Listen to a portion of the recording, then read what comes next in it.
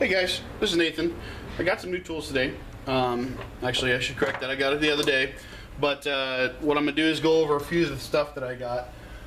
Show you guys. I know that I was looking for some videos and I found a few that were pretty good.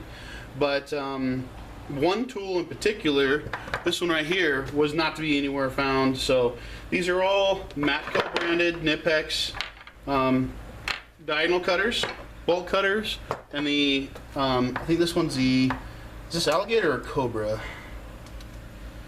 Dang it. I think they're the cobra, but I could have swore one of them. Yeah, this one says alligator on it. And I think one of these is going to say cobra. I'm not quite sure. But anyway, so Knipex is made in Germany. It's a quality brand. Matco. I know a lot of some of the tool reviews I've seen from the automotive guys. They're disappointed that it says made in Germany on them. And I'm going to light the world on fire right now with this comment.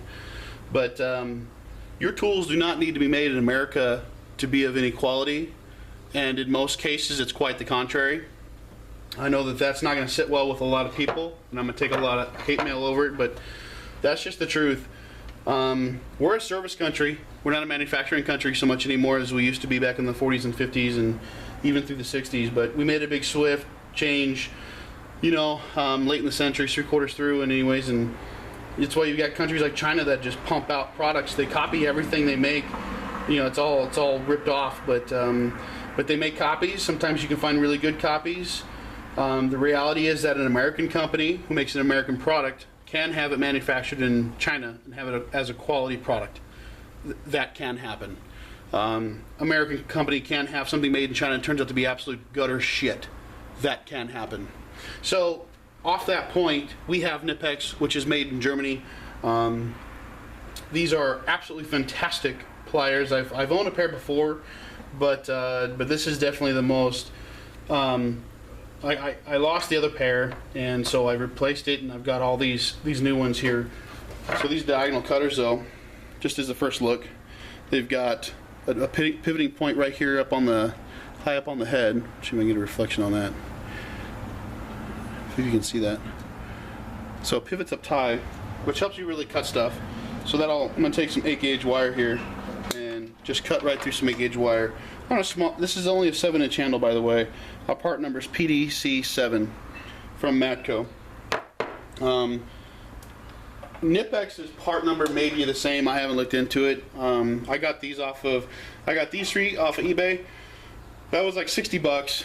This one was I don't know, $36, and this was $26, and this one was $28. So I don't have a whole lot of money invested here in Knipex. Even getting them off of Amazon or direct through Knipex would have been more money, and definitely off the Matco truck would have been probably quadruple what I spent here. But the diagonal cutters, extremely comfortable, great cutting.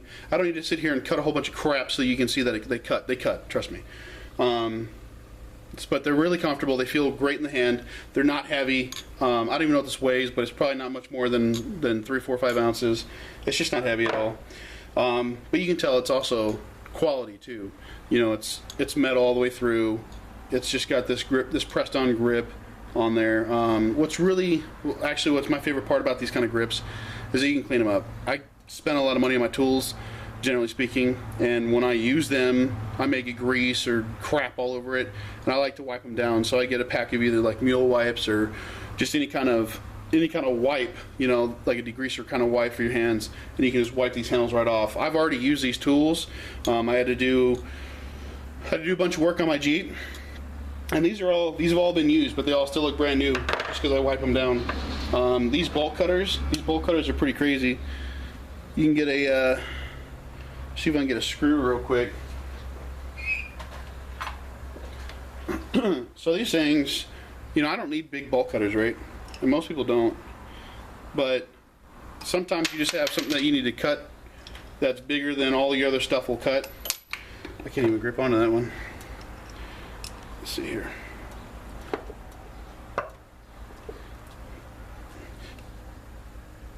Yeah, that one's too big for it. That won't cut. Fail. Let's see here. I've got a longer screw here. Here we go.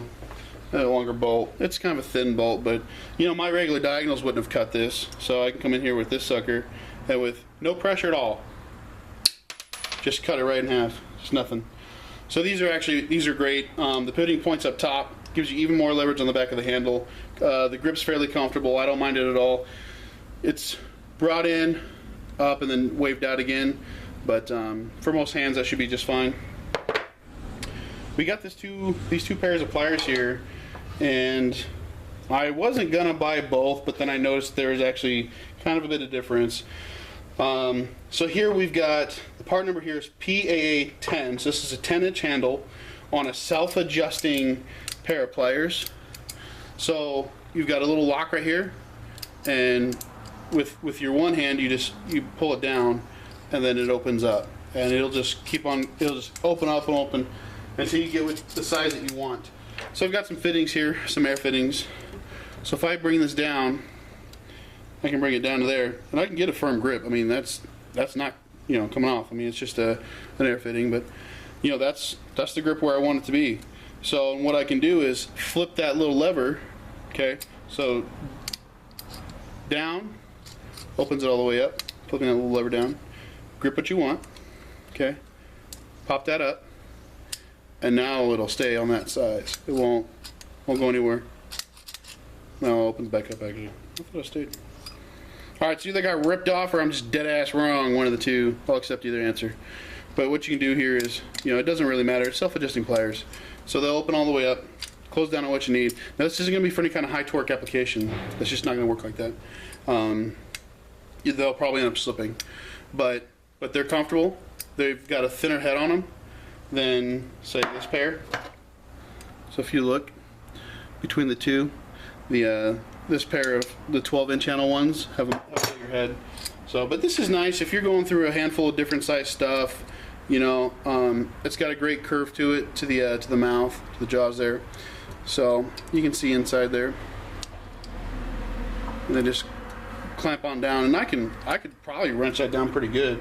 You're just not going to put a ton of torque on it. You're probably just going to strip out whatever you've got. So, but for storage, flip it up. There you go. Won't go anywhere. These ones are a lot like typical channel locks.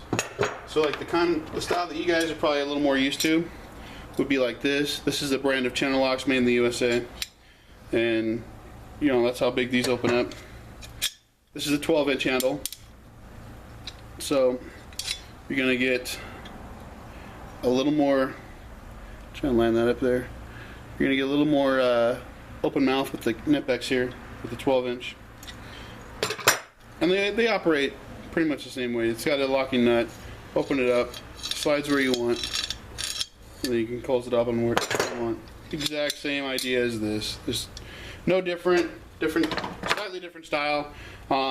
It's double. It's got two ridges, so one on this side, one on that side, for it to lock into. So you do have a good way for it to really lock in. But again, this is for tightening down PVC and stuff like that. You're not gonna be torquing that stuff down. You strip the threads right out of it. So there's that, and then the last little piece that I've got here is kind of the long nose or needle nose pliers. Here I've got a small set of just the Irwin's vice grip. This is just your standard home or Lowe's brand right here. Nothing special about them. A pair of no-name Welpers or Welder's Helpers, welding pliers, whatever you want to call them. These are probably every bit of 7, 8, 9, 10 years old. I mean, they're up there. I brush them off with a wire brush every now and then, keep them clean. But these are made in China, most definitely. I'm sure the vice grips are. I doubt that they're made in America. But then you've got the Knipex here, again made in Germany. This set cost me $18 for this one pair of pliers, and this is off eBay. Comfortable handle, bigger handle than the smaller needle nose. So I mean, there's a big size difference anyways, but so you can see the handle size is quite a bit difference between the Irwin's and the Knipex. Get this all the way up. I mean, it's a big difference. But then the head's different by a long shot too, and from pivot to pivot, that's how big of a difference it is. So it's not, you know, you can't compare these two directly against each other. But one thing I have noticed about the Knipex is because they're so long, if you try to do any kind of twisting with them with any kind of force, the ends of them will bend. They'll twist and bend. not bend permanently, but they'll, like, you know, they'll bend out of alignment. So something like this, if you're doing any kind of action like that, you'll end up bending them. These being so short, they wouldn't do that anyways. Leverage isn't there for it, but so anyway, so there's the pair of Knipex Comfort Grip needle nose pliers. Extremely comfortable. I recommend it. I recommend Knipex definitely across the line. They're just really comfortable. They're great pliers. Love them to death. Thanks for watching. If you have any questions, I'll try and answer them. You know, this is just an overview of some of these tools. I know a lot of the automotive guys might be looking at this kind of stuff, so or at least the do-it-yourselfers might like this kind of stuff. So have a good day, guys.